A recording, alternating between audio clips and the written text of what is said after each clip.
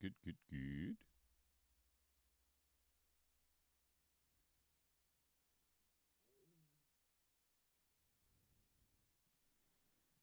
I think this is where I want him. Let's see. 1, 2, 3.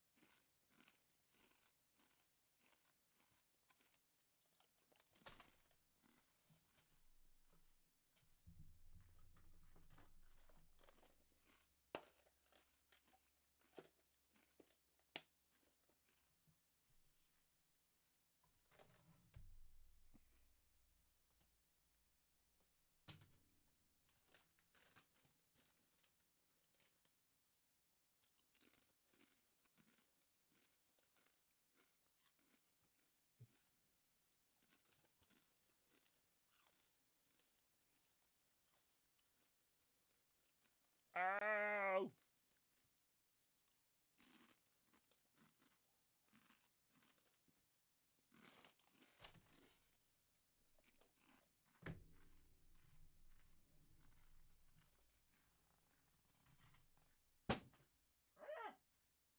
Don't do it!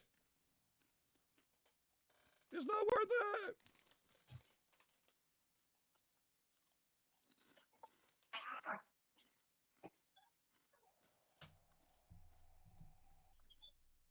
Rose, can you pick up after yourself? Yeah, you. Pick up your mess. Oh, there she is.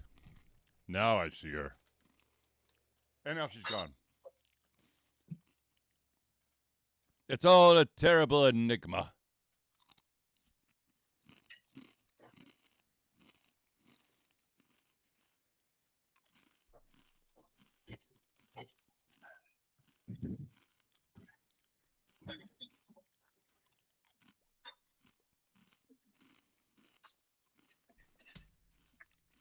Damn, kids just won't clean up after themselves. I tell you. Gosh darn it.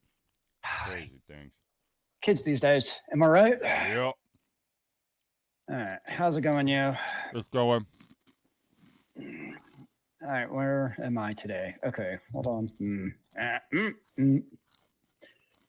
I need to open up you.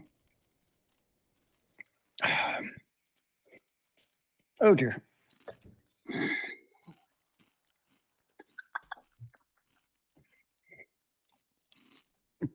You all surviving the cold?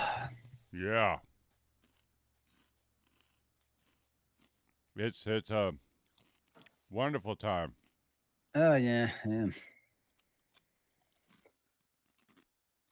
you guys have to leak any of your faucets? No. Thankfully. Really? Yeah. No issues? Mm-mm. Did you guys insulate your pipes, or they just happen to be that way? Happy to be lit. Blah. Happen to be that way. Nice.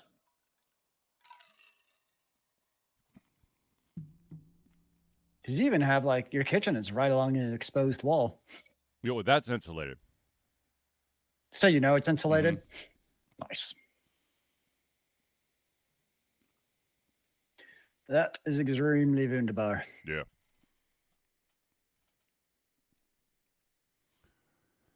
Oh man, I gotta send an email after this show that I don't want to send, but I have to. What is it? Telling my team captain I'm not gonna be able to play on Monday. Oh no! Yeah. What for? I could barely put any weight on my right ankle. Oh dear! Yep. Did you sprain it? Roll it? Oh yeah, I rolled it pretty good last night during the basketball game. Oh, that sucks. Yep, the first of 2 games I was supposed to play last night. Did you like jump and land wrong? I jumped and basically my foot hit the basically got on top of the other player's foot and then slide to the side. That's unfortunately an injury. I mean, you look even in the pros and you see that all the time. Yep. It's just when you're in there, something gets caught. And of course, my brain goes, okay, if I just tighten my shoe, I'm good to go, right? All right. Let's do this. I'm just glad you didn't break it, at least. That would have been As far as I know, I didn't break it. I'm going to see. There's no swelling. There's no discoloration. Just painful. Yeah, it's just painful. I can't rotate my foot right now.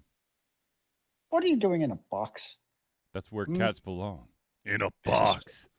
Why even get toys? Just get the box the toy came in. Exactly. All right, ladies and gentlemen, let's mute Zealeus and we'll start.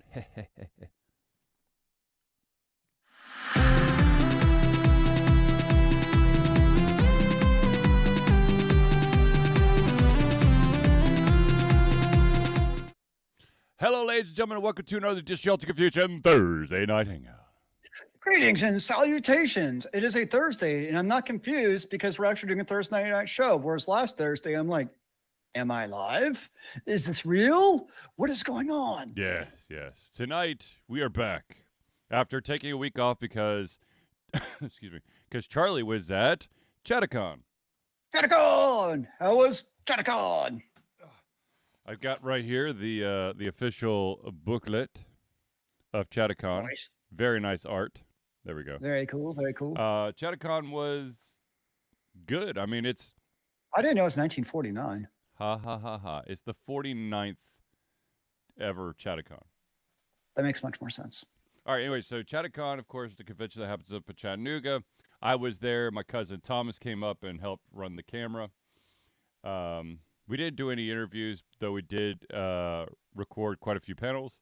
One of the panels was my own, because I actually had an audience for one of the panels.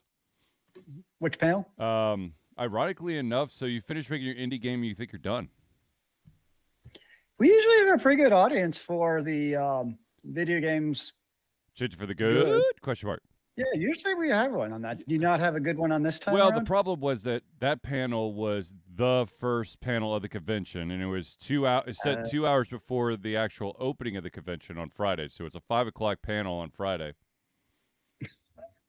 So nobody's at the convention anyways. There was very few people at the convention, and it ended up being me, the panelist, I think a friend of the panelist, and then the guy who was in charge of all the PR for the convention, just kind of shooting the shit. Well, dude, what you gotta do, yo. And it also was not recorded because Thomas hadn't gotten up there yet. But the so you finished your game. That one had a little bit more attendance. Yes, it was. I would have liked to have had additional panelists with me, but it was just me and 4 other people. Just you and 4 other people. That was it. Like 4 panelists, or you and 4 people in the audience? 4 audience members. Okay, I thought maybe like 4 panelists. I'm like, no. I wanted extra panelists so that I could get a more rounded opinion. Yeah, but so hopefully I steered them right. But as any if not, angry emails incoming. Exactly. As anyone who's gone to a convention can tell you that it's damn near impossible to go to a convention and not come home with some stuff. Ain't that the truth, yo? So I have, if you give me 1 second, I will show you all the new books that I have, because the vast majority of Chattacon is definitely more of the author scene than anything. So let's see what we got. First off, I finally tracked down an author that I've been trying to meet at conventions. His name is John Hartness. He has the Quincy Harker Demon Hunter series, which is kind of, if you like Constantine, Quincy Harker is for you. Nice. If you are more of a fan of, I want to say, I can't remember which one this is. Well, he's got another series called Bubba the Monster Hunter, which is also really awesome. And I can't remember. He's got so many freaking series, but he is the coolest guy, and he actually went to my alma mater. So that's kind of crazy. Your high school or college? College. He went to Winthrop. Nice. Then I got a book from the author Bob McGuff, who was actually my panel partner in the first panel that no one showed up to, and he has a book out there called a series called The Redemption of Howard Marsh. The first book is called Bringing Home the Rain. And what is the rain? Very good question. It's basically the main character, Howard Marsh, is a lot of things: a liar, a thief, or a poor man's wizard. So it's kind of like a Dresden-esque book set in Alabama. All right, on. Then I have Necrotown by Alexander Nader, and his books are all based around Knoxville, Tennessee. Yep, Knoxville, Tennessee. And then finally, I have the book Theft of Fire, which is the first book in the Orbital Space series by Devin Erickson. And this one is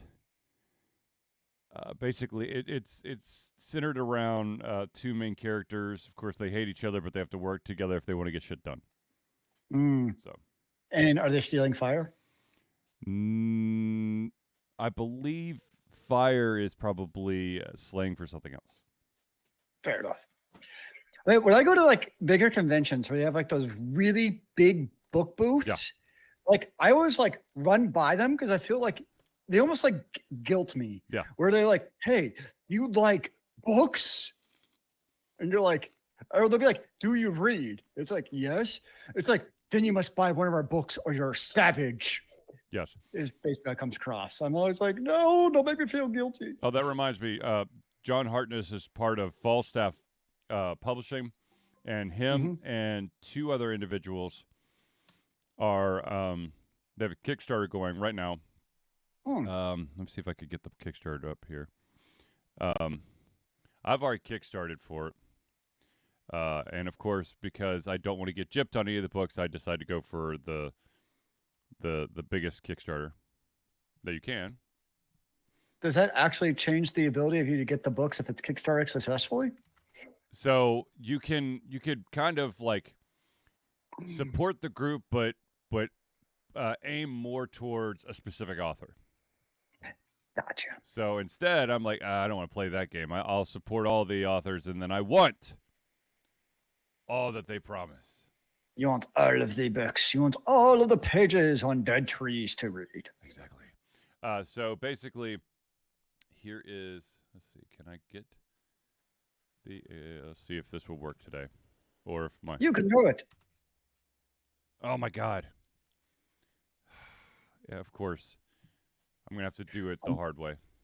I have to type in the entire URL by hand. That'd be awesome. No, what I have to do is I have to actually go to my Twitch page, but I have to mute it first so I could drop it because Streamlabs has decided that even though I am streaming to my Twitch, that I am not logged into my Twitch, and I have to log into it in order to type anything. So there is the URL to New Year, New Books. It's 5 new books, 3 new series by fantasy authors John Hartness, Patrick Dugan, and Darren Kennedy. And oh, I see now. Okay, you can pledge to each book individually. That makes sense. So that's fair. So they have 13 days to go, and they are $8,700 of the way to $15,000. Yep. So a bit over halfway. So hopefully they can get that extra push to the end. Exactly. To make it all the way. Exactly. So here's hoping, because I'd really like to see all those books. Okay, so let's talk about some stuff that happened outside of ChatterCon.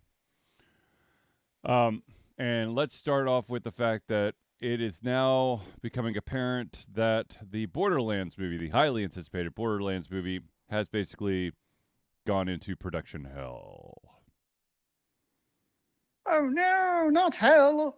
So, this doesn't there apparently has been lots of reshoots and re-edits, and now apparently there's even going to be more of them. Um, you know,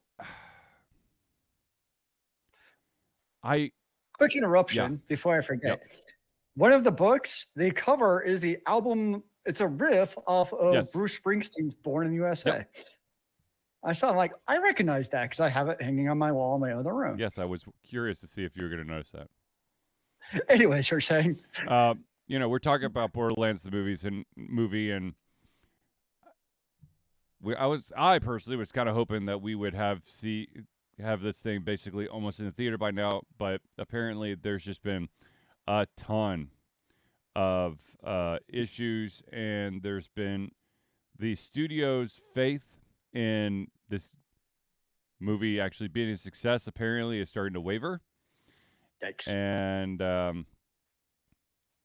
mean, I want to see it. yeah, But it sounds like production and doing reshoots way after the fact, changing of directors, it's just been a giant clusterfuck yes, in every imaginable way. It's like it's been filmed. It was in post production, which is usually a good sign. it has a great cast attached to it. Well, I'm still not convinced by Kevin Hart, but we'll see. Well, yeah, Kevin Hart is is always going to be a question unless they do um, basically the filming style of all the Rocky movies, because Sylvester Stallone is short as shit, but it made him look like a giant. Hmm. Also, I just can't see Kevin Hart being that buff. Yeah, it's more so the role of, big buff dude who's like serious, actually. I mean, he's not like Claptrap. Yeah, exactly. Whereas that's what he's known for, is being a claptrap, basically, in its roles. Someday, maybe we'll see it and find out who actually knows. I don't know. The way that things have been going right now, I would not be surprised if. I mean, it would really hurt, but it might get shelved. But they've also put it. I mean, this basically, when this thing was first announced, there was already talk of like a franchise, a Borderlands movie franchise, and now, of course, yeah, we'll be lucky to see one. The BCU, the Borderlands Cinematic Universe, because Gearbox actually made its own like media company to help do this. Again, I think this would be another one where it could be a fantastic anime. Mm-hmm.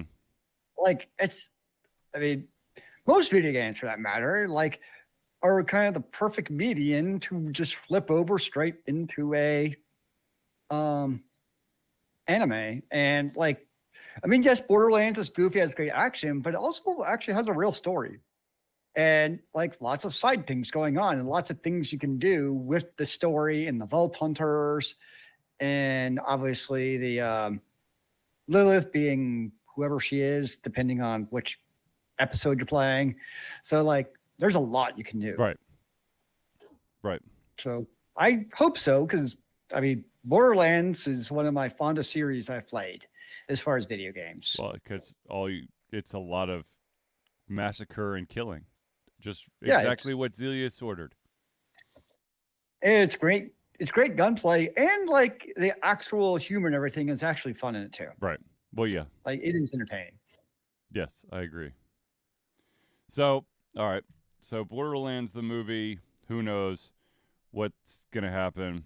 I mean, we've been talking about this since 2021. We're now in 2024, and there doesn't seem to be an end in sight. I wonder if there's like, let's see here.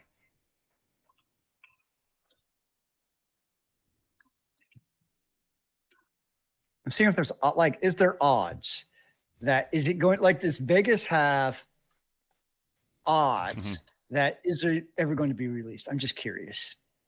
Like, I want to see, like, I want to bet at Caesar's Palace on this. A prop bet. That's what you're looking for. You're looking for a prop bet.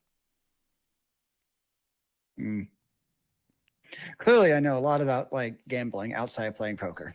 Obviously. Well, anyways, while you're looking at that, actually, funny side note, poker, speaking of poker, that's how John Hartness really got into writing, was that he wrote for like some professional poker websites. Huh. And then he got fired from it and decided, you know what, I'm going to write myself a book. And then as soon as he wrote that book, everyone's going, okay, so what's the sequel? And he goes, I wasn't planning on a sequel, but okie dokie. I guess it's going to happen now. And now he has like 40 books. All right, so another story broke, and it revolves around the Overwatch League.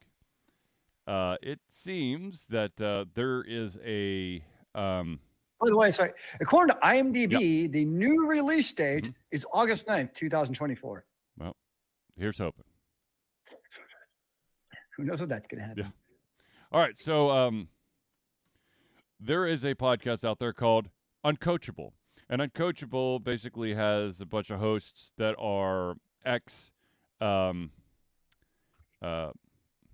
Overwatch League coaches, and they were venting some frustrations, and they believe that most of the I guess the souring of how things went down was really on the shoulders of the players, because the players had Blizzard. Ironic, I don't know what happened. Maybe Activision was looking the other way. Blizzard's like, holy shit, we need to actually listen to these people. And so they opened up a channel for feedback from the professional gamers. And the professional gamers basically shat all over it and screwed up the opportunities they had. Basically clogging the channel with absolute shit or things to only benefit them. And of course, once you do that enough, that channel completely went silent, because the developers were like, you know what, if you're not going to take this seriously, we don't give, you don't want to give a shit, we don't give a shit. And that's where the tagline, and this is why we can't have nice things, comes from. Yeah, exactly. I mean, it is kind of ironic that not just Borderlands, but online PvP games in general are known for being extremely toxic, and people being in-game not very necessarily being very pleasant to play with. And here you have a case in point of players even outside of the game where I'm guessing there's not even an enemy, they knew who the actual person commenting was, are still being dicks. I mean, I'm guessing that in their minds, they think they're hot shit, like, we're the pros. We can kind of do whatever we want. But in this case, I totally get why Blizzard would shut that down, because if you're trying to have an earnest discussion and open up the channel's communication, and it's just going to be non-constructive criticism and basically people just being asswipes, then yeah, I'm going to shut that shit down. Like, yeah, I totally get that. And the funny thing is, like, we all know that Blizzard screwed the pooch royally with the first Overwatch.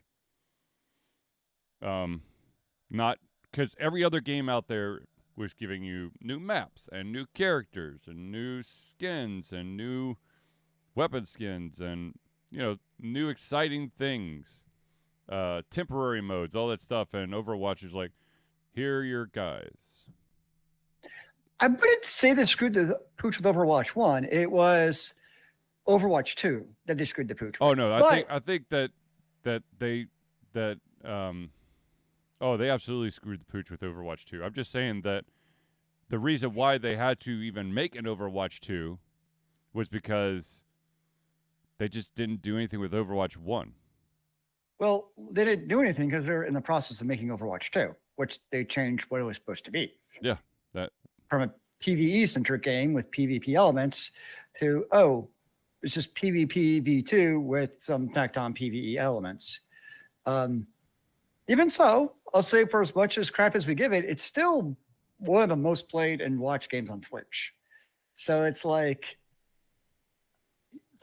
there is a bit of a echo chamber there where those who are kind of in the gaming community and talk about it like to lambast Overwatch, and I think rightfully so. But from a, I would say more casual gamer experience, people still play the hell out of it. Oh, absolutely. And I'm guessing, I mean, I don't have the numbers in front of me, but with all the microtransactions and battle passes, if Diablo Immortal showed us anything, it's that from a physical perspective, it works to do what Blizzard did. I'd argue from a gaming perspective, it's worse, but if it makes the big companies more money, we all know who's going to win that. Right. The majority of the time. There's still a few holdouts, but by and large, that's what's going to lead to the production direction of a game, especially if you're big publishers and developers. Yep. Speaking of big publishers and developers, Zealeus, why don't you tell us about how Ubisoft thinks that we need to own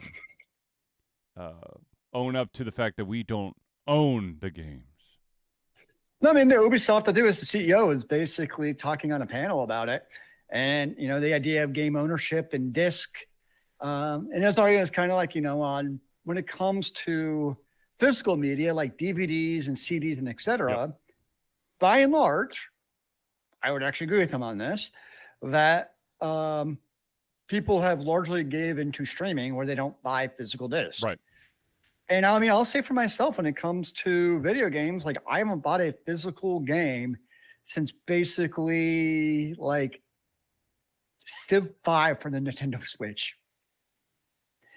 That's probably the last cartridge game I bought. And now it's because it was a cartridge game that like, oh, I can just buy this. I mean, there's irony here because one of the reasons I bought the disc version of the PS5 was because in my mind, like, oh, kind of the old GameStop method where I can go buy used games for cheap and, et cetera, et cetera, et cetera. Right.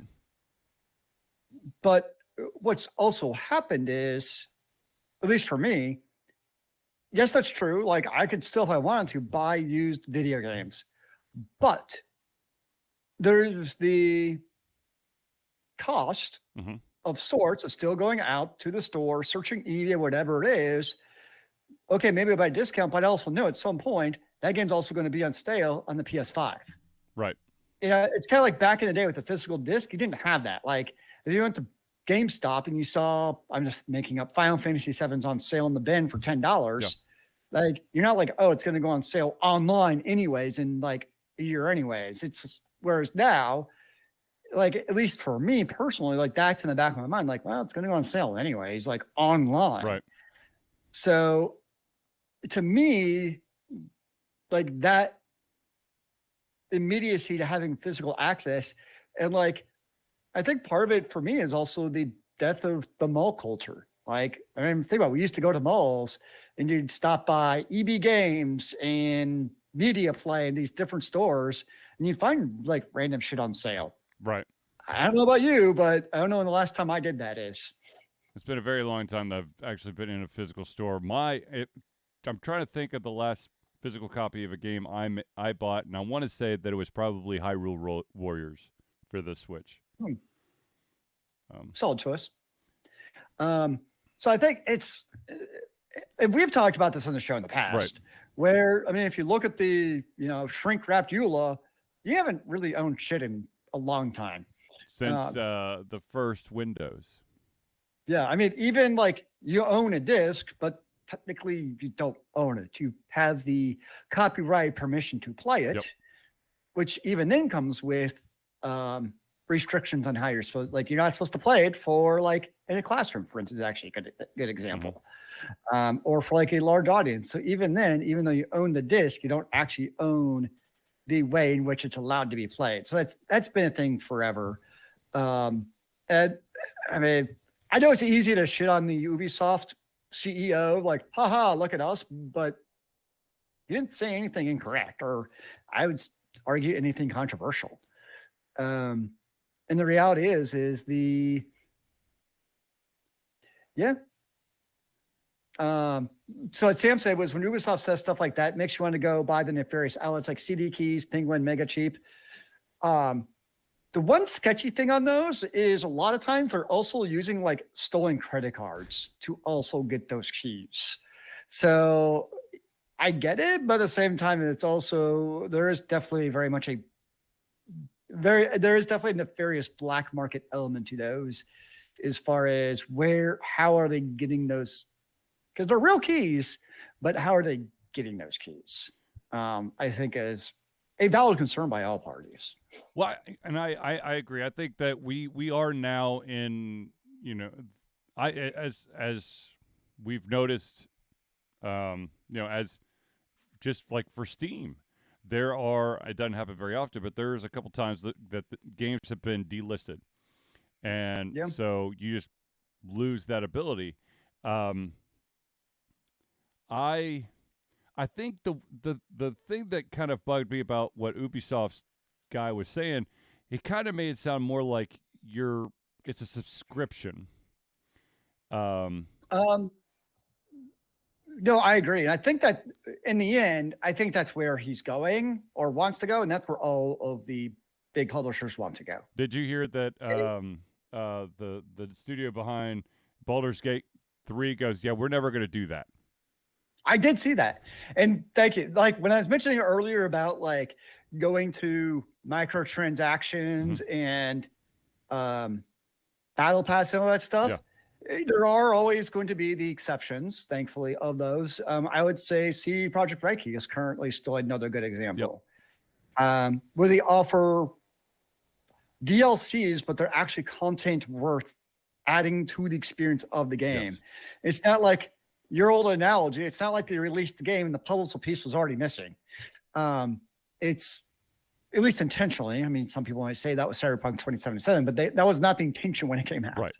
I'll give them that much. So yes, I would say there's still some publishers out there and developers who want to, I guess we could say, the old school way of releasing a game where you actually get a real game.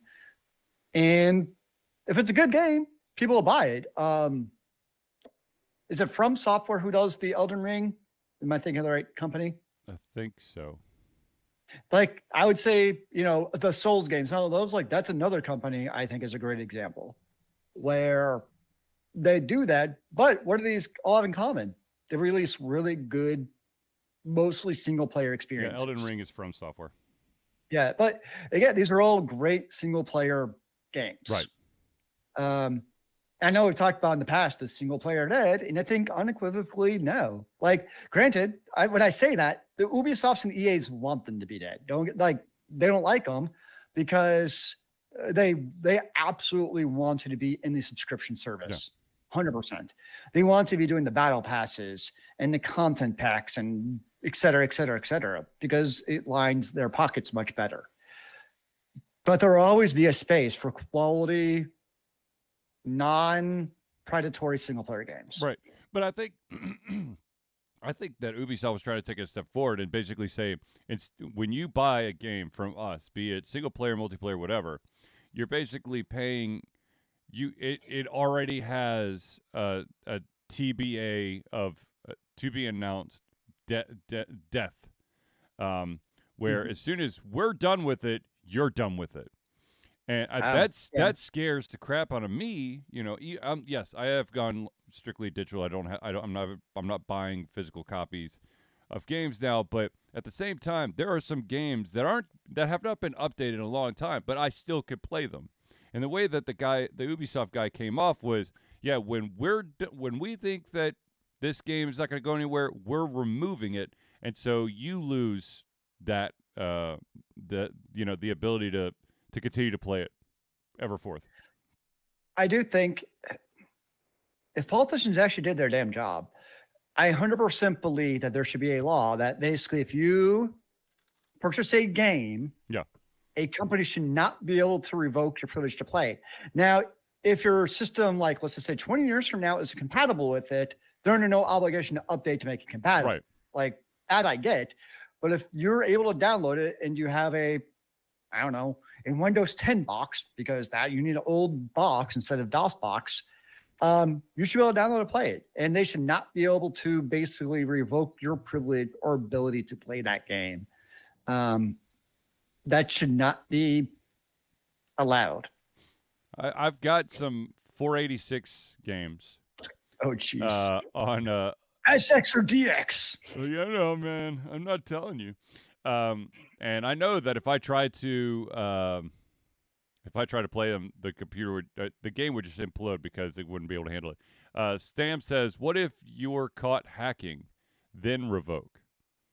If you're caught hacking, okay, so see, that's in my opinion, that's too vague because it would be open to very open to interpretation, where you would have some people who maybe they tweak one thing in the code to help, I don't know, optimize their gaming experience. Doesn't really do anything. It just kind of like switches 0 and 1 to make it look pretty. Okay, so cheating in Battlefield 1. So hacking for cheating purposes, yes, revoke their access. I mean, you know, it's basically the equivalent of a ban hammer. Yeah, for multiplayer games, I'm fine with that. Like, if you cheat in multiplayer game, yeah, I totally get that. Okay, now of course, you know, you've opened up this can here, Zealeus, and we've discussed this before, but let's say yes, if you're hacking or modding to get a competitive advantage in a multiplayer game, absolutely. But what if you're doing it to a single player game where you're the only one whose experience is being affected? I mean, I think we would argue, at least I would, is that if it's a single player game, you're being the only one affected, then have at it. Yeah. It's like, yes. Now, I think where you're leading with this is I'm sure publishers would be able to say that, oh, no, we can revoke it. Because if you can also do, you know, take it a step further, if you can do mods and add in really cool, like, skins to your characters, well, what do publishers love to sell and make tons of money off of? Skins. So yes, a publisher would love to be able to say, nope, can't touch it at all. It can be the authentic game experience only. Well, and just to play devil's advocate here, the one of the reasons why, you know, you should never mod or hack your own single player game is that now you've basically created an unstable build that if it breaks the game, you know, it's your own damn fault. But there's going to be people out going, but the rest of the game should just work just fine. If you put random elements into something that's being pushed out, you know, I don't know if I would ban you, but I definitely, like, I don't know, put a red flag on you or something. You got a red flag person? Yeah, red flag of justice. But yeah, you know, that personally is a slippery slope. But yeah, by all means, if you're doing you're hacking and doing competitive advantage, then I think that they can revoke your access. I think most people agree with that, unless you're the one cheating. Yeah, but I want to be good at the game. Get good, bro. Yeah, no. Negative Ghost Rider. But yeah. Okay. Let's pause real quick to thank those individuals who make Ultra Confusion the amazing Ultra Confusion that you love and adore. So, let us give you the friends of the show. And to start off, as always, ladies and gentlemen, we have the Indie Cluster. The Indie Cluster is an organization of independent game developers that want to gain exposure by being involved in the community. They collectively journey to popular conferences as a traveling booth to help gain attention for their games. They make partnerships with local communities to bring games to the mainstream mindset. They highlight local, unusual, and rare concepts to challenge the paradigm of the common. They also host events to teach kids and minority groups about game development, to hopefully one day enter the industry themselves. For more information, go to indiecluster.com. The next shout out we got to give is to Noodle Boy Media.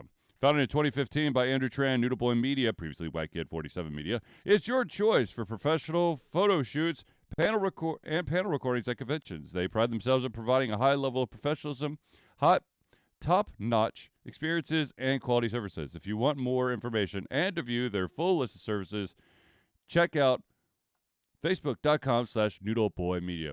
What's up, Nakamoto? We need to yell at Noodle Boy. He hasn't updated the Facebook on there since January 3rd. I will beat him up for you later. Please do. Maybe you should go up to MagFest and join him and beat him up there. Ladies and gentlemen, this guy was actually at my place. So if you're in the greater Atlanta area, this guy can work magic, and that, of course, is Hero Chiropractic. Hero Chiropractic's unique healthcare practice set up by Ryan Moore, the company's focus to elevate a patient's experience of freedom, creative expression, and joy. They believe that everyone can be a hero and has incredible heroic potential inside themselves waiting to be unleashed. Hero Chiropractic focuses on mobile chiropractic care in the greater Atlanta area. They are committed to healing clients by creating a plan of action uniquely suited for each person. They make that plan of action as convenient and affordable as possible, and most importantly, suited to your individual needs. For more information, go to herochiropractic.com.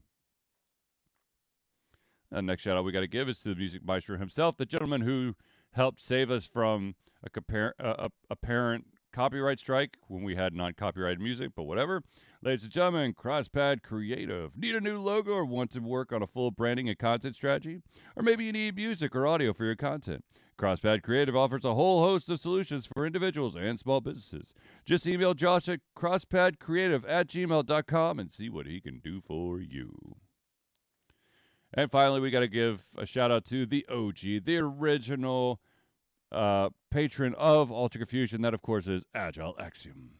By day, Axe leads both the development team and system administration team working with satellites at NASA's Goddard campus. But while not in meetings and many times during, he is the Agile evangelist, Agile Axe, championing the philosophy of Agile and trying to make the world a better place for software developers, testers, system admins, and software projects the world over.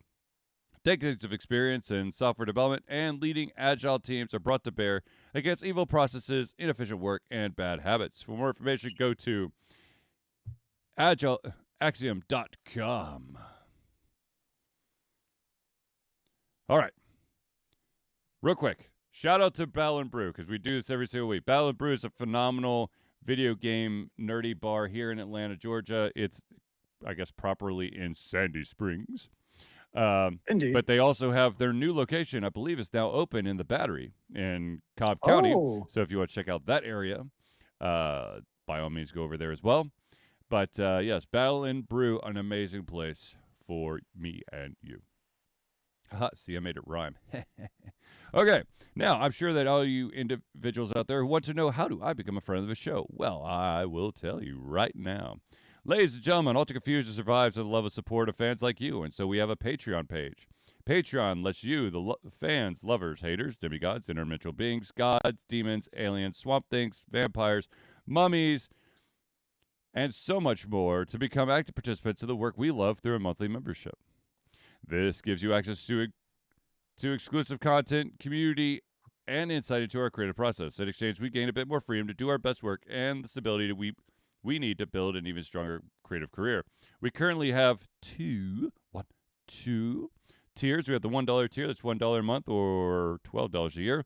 And what that gets you is early access to all of our playthroughs, as well as the ability to participate in patron-only posts for Ultra Confusion.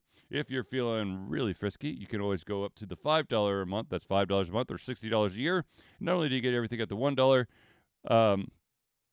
tier, but you also gain your name or organization added to the Friends of the Show section of every single Thursday Night Hangout. So if you want to become a patron of Ultra Confusion, go to Patreon. That's patreon.com/Altered Confusion today. And oh, by the way, one of the longtime fans of Ultra Confusion, Spooky Dudes podcast, ran into them at Chattacon They were doing a couple panels, and of course, they are also helping. I think they might have co-founded FrankenCon, which is happening.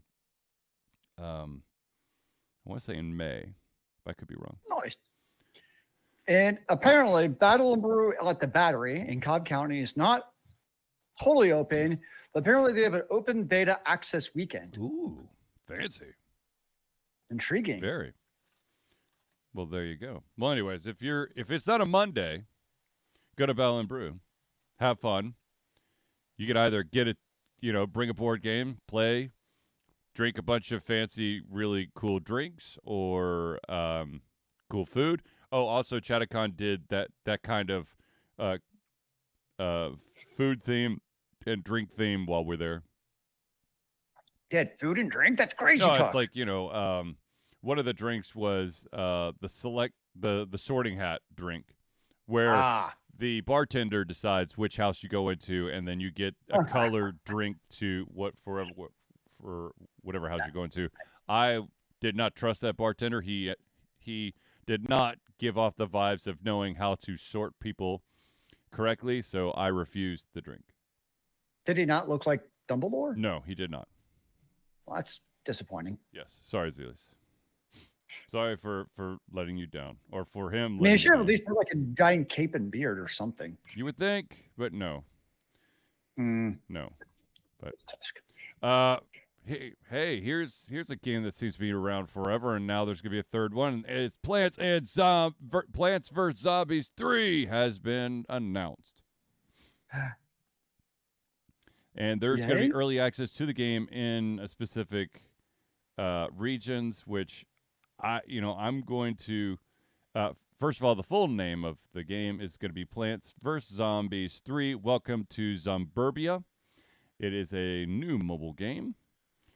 It will, like I said, will have a soft launch in certain countries. I wonder if they actually list what certain countries they have there. You would think. I remember playing the first Plants vs. Zombies many years ago. January 17th. The game has been soft launched in the UK, Netherlands, Australia, Philippines, and the Republic of Ireland. Well, is it not available in the U.S.? That would seem really weird for it not to be available in the U.S. I'm just saying. Maybe we're just not cool this time, man. Oh, come on, man. I don't know if I'm playing, but it did remind me. I did watch both this week, Zombieland 1 and 2, which I thoroughly enjoyed those movies. They are fun. Yes. They're fun. Now, probably more than I should. Zealeus was talking about mods earlier. We're going to, we do want to, I know this is a little bit old now. It was kind of announced back 8 days ago. And that is that Valve has had to take action against Team Fortress and Portal fan projects. Really, it was the Portal fan project, but because that involves Disney. But Nintendo. They had to go after both. Yeah, the Nintendo thing's not surprising because we know how aggressive Nintendo is with anything remotely related to their IPs. Or like a giant, no, thou shalt not enter. Yeah, the main Team Fortress one was Team Fortress Source 2, which was basically a fan project to bring Team Fortress 2 to like the nowadays game engines to make it look pretty. But they got issued a DMCA takedown, and so that is kaputsk. No more. Yeah. No moss. No moss. Yes. So,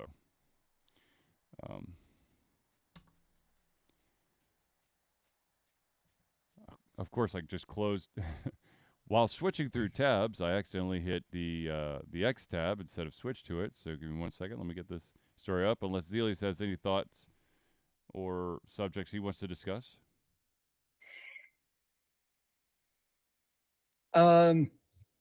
Okay, so there's a game I've been playing a lot of, a ARPG over the years called Last Epoch, or Epoch. And they are coming out, it's February 12th or 16th is the release. And like, there's this large online argument right now over the release, and are the servers going to hold up? And I'm like, have you guys ever played? And this is like not to you, but just like in general, any game, in my experience, that basically on launch, because this is going from early access to like 1.0 release, and they've been doing a lot of publicity. They're doing all these Twitch like stream collaboration things. But inevitably, games, and this isn't a bash on the developers, but when a game goes from like any stage to the next where they're expecting a huge influx, the servers just shit themselves. It's like inevitable.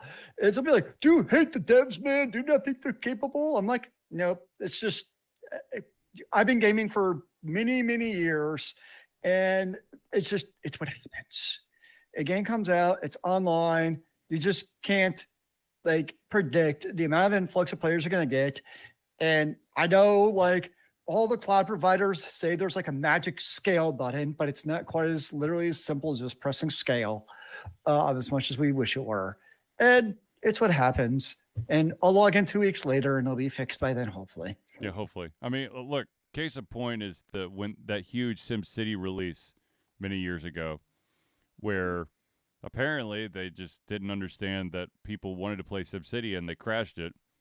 And then there was the whole debacle of people losing their cities because their cities were tied to servers. Well, you have to don't look any further recently than Final Fantasy XIV's Endwalker. Mm-hmm. I mean, it was the 4th or 5th expansion. Didn't they stop in a game sales? Yes. And like the queue would literally be for hours. And like, so when Endwalker came out, people realized how awesome it was. It broke the queues. It wasn't that there was a queue of like 2,000 people. It just broke and you couldn't even access the game. And then they got like ridiculous queues and they stopped sales. So this is obviously a big AAA developer, publisher in the former Square Enix, who presumably knows what they're doing with online games. So it's not like a criticism of the developers. It's just, this is what happens with online games. It's the good and bad of online games.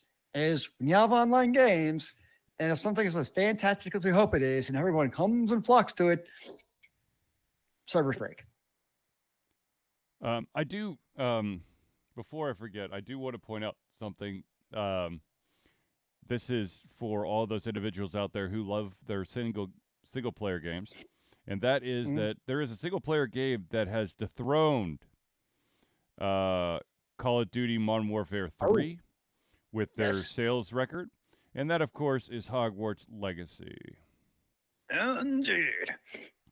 Which was a phenomenal game. I love the crap out of it. I played probably more than I should have. But actually, no, I don't. I think that I played just the right amount.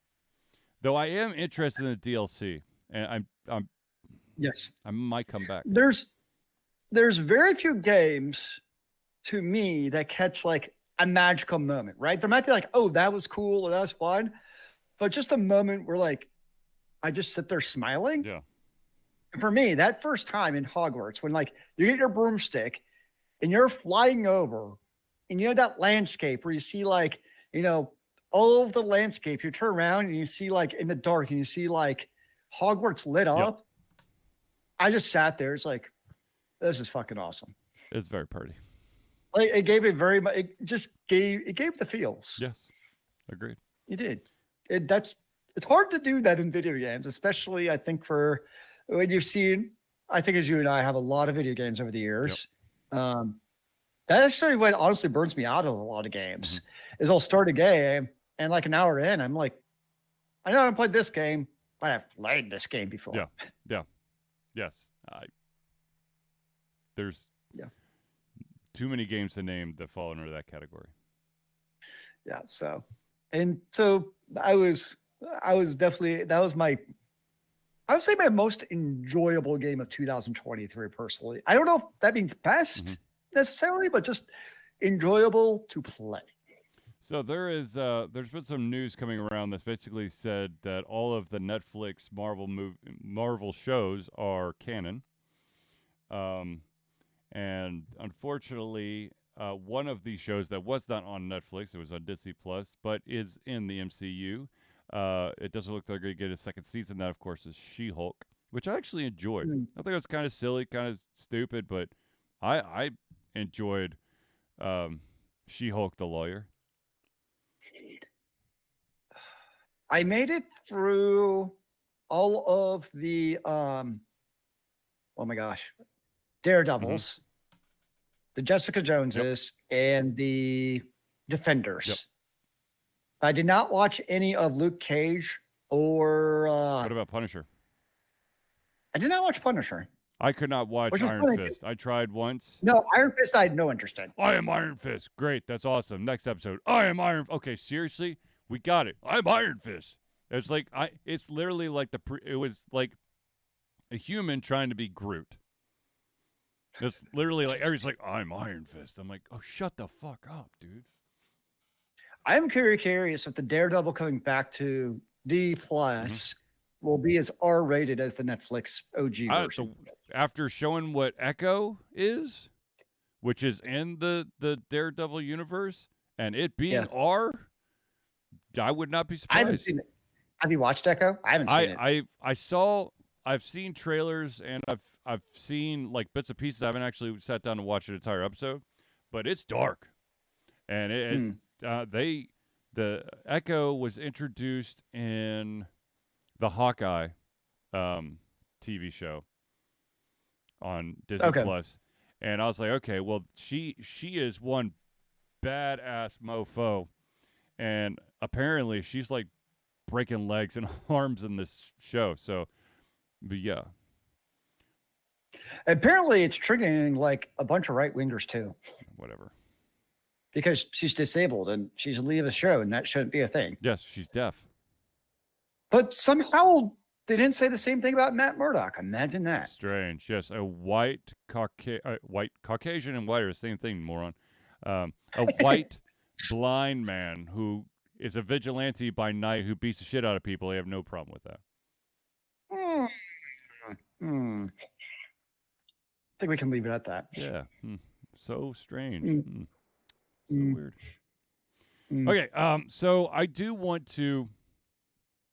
I kind of want to circle back and say, ladies and gentlemen, if you can, next year, early January, in the city of Chattanooga, Tennessee, there is a convention called Chattacon. I highly recommend that you check it out. It's chattacon.org is the website.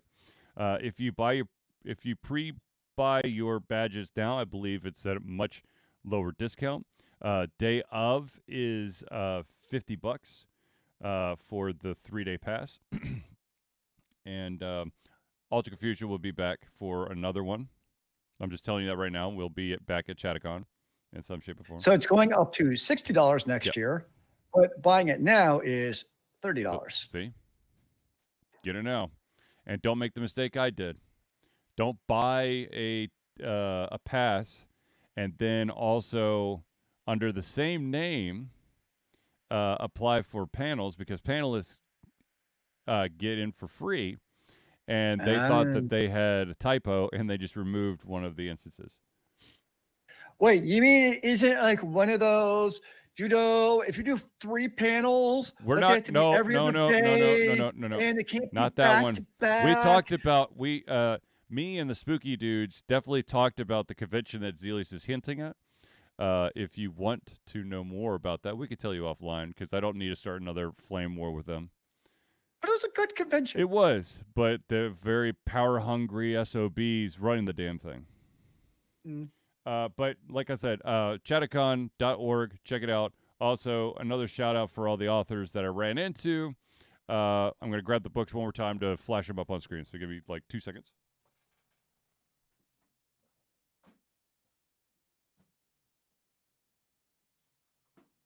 Okay. So, check out John Hartness. Definitely, Quincy Harker is a phenomenal series. I own a bunch of them on in ebook form, but I was like, well, shit, I've got the real myth, the man, the legend in front of me. I'm gonna get a hard copy of at least the first one. You got them all signed, right? Huh? You got them all signed? Yeah, good.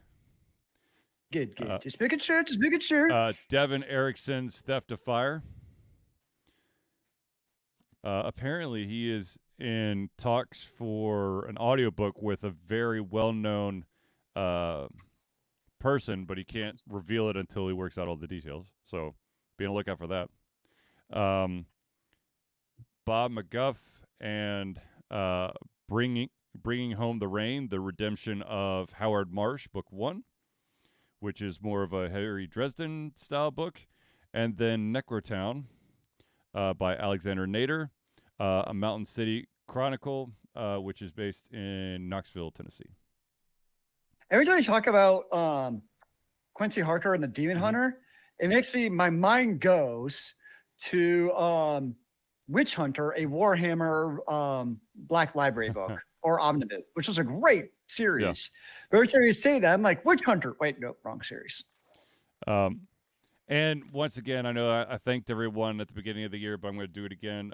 Ladies and gentlemen, for everyone who did end up donating to Alter Confusion's Extra Life event this past year, I thank you. I believe we surpassed $500. It was, nice. I believe it was the highest we've ever raised. So thank you again. And the Children's Healthcare of Atlanta really thanks you. So what was your favorite part, and don't be vague, what was your favorite thing about or at Chattacon or experience at Chattacon this year? So I would, Chattacon to me, is the definition of a buddy convention. Literally anyone, the guest of honor, all the way to first-time attendees, can sit down and have a conversation, which is probably one of my favorite things in the world because it's cool. To be able to do that. But if I had to, it's so hard. I don't know. Actually getting to talk to John Hartness was a lot of fun. Because he is an individual who doesn't really give a shit what you think. He's like, I'm fat, I'm slow. I don't care. He's like, better write good books. No, okay. I said this during the so you finish making your video. So you finish making your indie project. You think you're done. Something that John Hartness said in an earlier panel was like, look, in order to succeed in this world of being an author, whatever you want to be, you have to get extremely lucky. It's all about luck.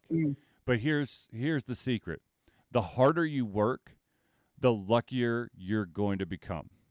It's not going to just magically happen to you. You have to put in the blood, sweat, and tears. Which I'm like, yes, damn it, yes. And also, one of the other authors who's part of that Kickstarter, I was talking to him, and I was like, I've personally written a couple things, but the problem is that I cannot stand reading over my own stuff. I will just tear it apart. And he came up with a very good solution. So if there's anyone out there who perhaps is a little gun shy of, after you've written stuff, of editing yourself, to try to kind of like separate you, the author, from you, the editor, use a screen reader. Have the computer read it back to you so that you can hear it, so that, it's a third party who's presenting the material. I'm like, oh, shit, that might actually work. You can get one of your kids to read it out loud to you. My kids make them read it. My kids. The problem is my kids only read graphic novels right now. So, and all mine are just text only. So that's not going to work. Wait, it's not a Hawk and Steve like graphic novel? No. That's disappointing. No, I know Zealeus has always been. Zealeus will continue, I guess, to his dying breath to get the Alter Confusion webcomic back. It is not in that format. It's going to be my dying wish someday. I'm going to be on my deathbed before you. Here's my. I will make a promise. I'll make you a promise. For 2024, I will at least create a book that is that basically holds all of the webcomics. Nice. By the end of the year, because I've been thinking about that, and I kind of have the first 200 webcomics already kind of laid out. But how many comics did you have in the end? So in the Hawk and Steve proper, there are, I believe, 400 episodes at least. And then there are the more abstract, weird comics, which I think I have 100 of those. Hmm. So there's basically 500 Charlie created webcomics out there floating in the internet ether. Somewhere out there over the rainbow. Insert other location here. It'll eventually come about. Also, ladies and gentlemen, if you're interested, we did add some new merchandise at the beginning of the year to the Alta Confusion web store, which of course is altaconfusion.tv/merch. You can have a fancy hat like this, or a sticker like. Hold on, let me grab my laptop. Let's see here if I can get there we go. The Alta Confusion sticker, just like this. Or you could get flip-flops, which was my son's contribution, or the notebook, which I'm surprised I haven't bought that for myself yet because Charlie needs a notebook. You always have to doodle something. Exactly. I did make another. Oh shit, I don't have it with me right now, but I did do a brain doodle or create a brain doodle at Chattacon, which I'll post it on social media soon. Is that how you went to a convention? Is you did more brain doodles? I only did one, unfortunately, and it was I did the brain doodle as I was waiting for people to actually show up to Video Game Shit for the Good ? So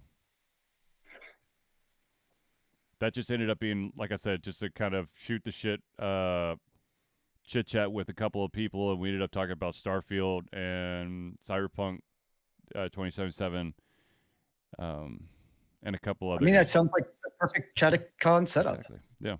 So, but I highly recommend to check out Chattacon. Check out FrankCon. Let me get the actual information for FrankCon. Give me 1 second.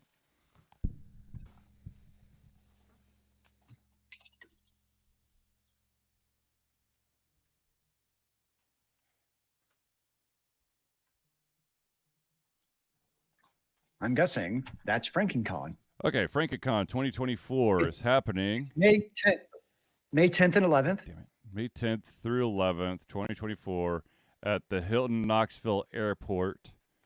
It is, if you like your monster stuff, that's where you need to go. I'm still trying to get them to invite Alta Confusion.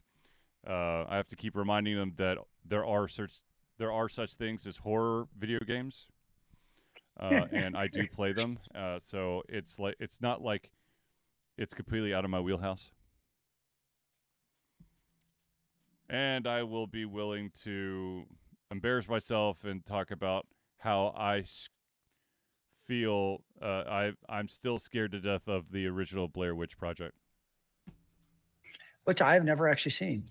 I watched it just as I was about to go off to Asheville, North Carolina, to go to a running camp. And I swear to God, vast majority of those scenes, because the running camp was basically in the woods. You're running on wooded trails in Asheville, North Carolina, because that's what they've got around there, because it's for cross country. So yeah, that made me run a little bit faster. That's good for you. Yeah, absolutely.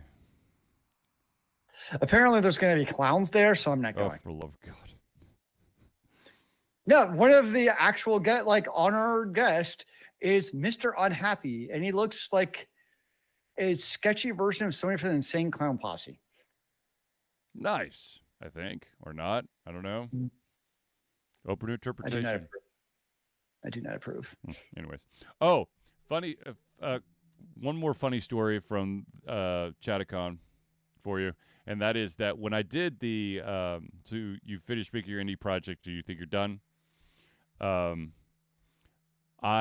was just trying to wrap up the panel, and I kept trying to do the wrap up for the Thursday Night Hangout. I kept telling them thanks for tuning in. I'm like, no, damn it, you're here. You're actually here. But that being said, ladies and gentlemen, I believe we've reached the end of our show. So I'd like to thank everyone for tuning into the Alta Confusion Thursday Night Hangout. For myself, Charlie, and Zealeus, it's been a pleasure getting ready to come our heads, our mouths, of course. our hearts. We'll be back next Thursday for another Ultra Confusion Thursday Night Hangout. And remember, kids, keep on gaming in the free world. Into the brother.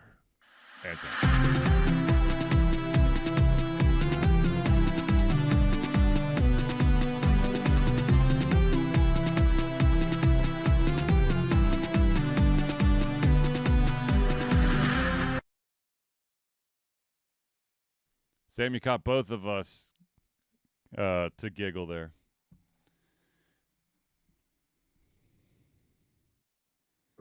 You know, you never know when one of us might forget our lines. So it's very helpful to have some, cue cards just in case. Yeah, exactly. Hey, you never know. Hey, See, Nakamoto Nakamoto knows too. See, we got it. Yes, team collaborative effort, baby. That's what it's all about. I thought that when I got back from Chattacon that I would be ready to like jump back into some new games, but I just went right back to Transistor. I just love the soundtrack and the story just pulls at your heartstrings, and I'm like, this is so good. So you're gonna beat it again? I'm almost there. Nice. Yeah, I can't help it. I got to. It's got to be done. Damn it. No judgments here. It is a great game. Now, Zealeus, you and I need to have a face-to-face meeting because do you want me to keep it a secret, or do you want to see what I got you for the convention? Keep it a secret. Okay. It's good. And it's right up your alley. Yes. Is it gonna be a clown? Am I gonna have to like kill you? It's a dirty clown. If I had known, I would have picked that up for you. Nice. No, I got my boys basically it was a 3D printed dragon, or they both got 3D printed dragons with those little paint things. So it's paint your own dragon. Are they the dragons where like the pieces like move, like they're interlocked so they can actually move? No, it's all one solid piece, but it's light as shit. Holy crap. So they use probably no infill. Probably not. But shit, my team lost. But it comes with paint, so the idea is like the kids are going to paint them? Finn has basically painted his, and Brody was starting, but he hasn't actually gotten around to it. So that was kind of cool, and I also got them some really cool bookmarks because they're always asking for my bookmark. See, I'm kind of a pain in the ass because when I'm at conventions and I see 3D printed stuff, I start to be like, so what did you print this on? How did you make it? Where did you download it from? Yeah. Because a lot of them just basically, I would say illegitimately, download them off of somebody like Thingiverse without licensing anybody or paying royalties. Yeah. And just print them out, basically. And then resell them as their own. Yeah. Super common. Some people I can tell, like there is at Dragon Con, a guy created his own, and it's a 3D dice tower, but he like custom do it. Mm-hmm. You can just tell based on like how he did it in the programs. I'm like, all right, you actually created it yourself. That's cool. Yeah. Sorry, one of my basketball teammates is asking how my ankle is. Which, if you missed it early on, I discussed the fact that I tweaked it pretty good last time. You have to amputate your foot now? Okay, just checking. You never know. It might be a faster way to heal. You can just get like a prosthetic. Pretty sure that will not work. That's disappointing. Yes. Oh, so there's this new TV show with Dan Aykroyd as the host. I think it's called The Unexplained or Unbelievable or something like that. I think Unexplained is Shatner. I think I can't remember. Anyways, there's a Dan Aykroyd thing out there, and there was one episode that I ended up watching that, like, it was strange deaths. There was one story about a guy who always dreamed to be a horse jockey, and but he was too big, and then he finally got his chance, but he had to like drop 10 pounds in a day, and he dropped 14, and he actually won the race, but had a heart attack while riding. And so he's the first and only dead guy to finish first. I think it was in the Kentucky Derby or something like that. Wow. But there was another guy who was like a tennis judge, and apparently he got a tennis ball right to the nuts, and it hit with such force that he dropped to the ground, of course, because he's clutching his family jewels. And as a result, he ended up slamming his head into the ground, causing a massive concussion, and he died. Why are you telling me this? I don't want to know these things. Now I'm like worried about parts of my body. Come on, I got hurt last night, so I was just, I guess sick humor. That's why I'm never stepping outside again. Or how about the poodle that fell from the 7th floor apartment and ended up killing 4 people? The person that the poodle fell That was on. actually one of my favorite little writing gags in Zombieland 2 was the kill of the week. Yeah. And like they kept be like, was that the kill of the week? And be like, no. And they cut to like somebody in like Rome knocking over the Leaning Tower of Pisa. It's like, that was the kill of the week. Sam Grizzle, geez, wiki boxing deaths. It's stunning how often it happens. Surprised to late. Yeah. You get hit the wrong way, or oh shit, I don't have the website still open, but apparently there is this professional wrestler there's a mysterious death that basically he hit one of his old opponents, stabbed him to death in the shower. What was his name? Oh, well, I think we know what killed him. It was hosted by, I want to say it was hosted by Edge. It was like the Dark Side of Wrestling. I think it's the TV show. I haven't seen it, but I recognize the name. I think it's. I mean, I'm not surprised with wrestling. I mean, for as much as those guys got hit like in the head and doing crazy things, I mean, just look at, unfortunately, like the Chris Benoit situation where he had CTE and his brain was all fucked up. Or was it one of the Hart brothers who died, right? Well, he fell from a ceiling gaffer thing. It was like he was on zip line and he dropped from that. So, unfortunately, obviously, but it wasn't like an in-ring thing that caused it. Did he die from falling into the ring? Well, I mean, as I said, I'm like, okay, how do I want to parse your words?